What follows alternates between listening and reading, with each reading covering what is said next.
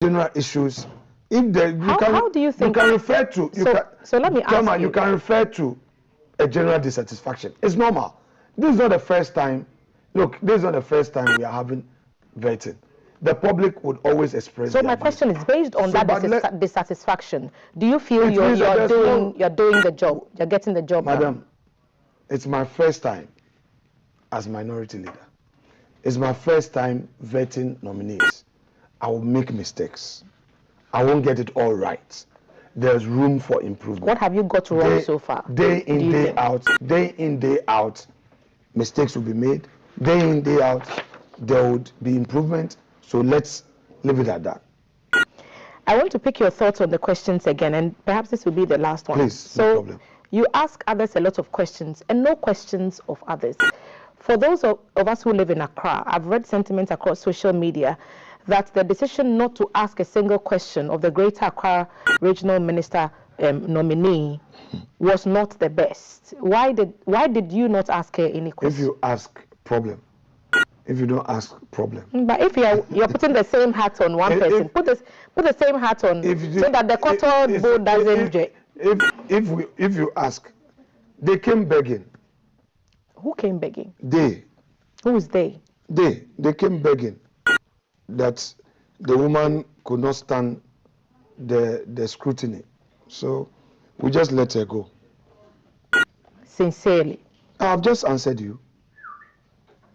But has that done a service to the people in Greater Accra region? You should judge it. If the minority at least folded on that request. No, we decided to let it be, but their side should have asked questions. So why did you allow that plea to hold? Well, they are begging that the person cannot stand the heat. So on this particular stance, you yielded? Well, because obviously she's a widow. She's not. They say she's a widow.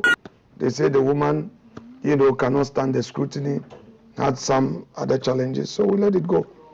On this matter. After all, she qualifies under Article 78, so we let it go.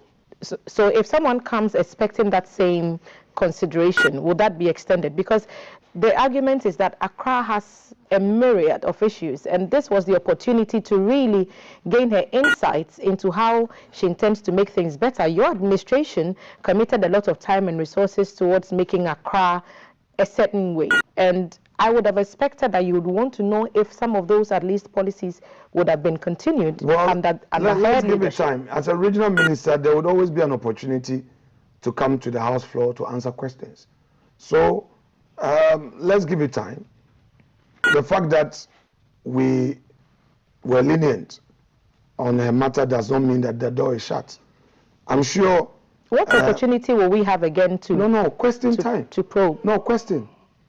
Parliamentarians ask questions. We file questions. We file questions to allow for accountability, to allow her to come to the House floor to let us know about the policy direction and all. So the door is not shut.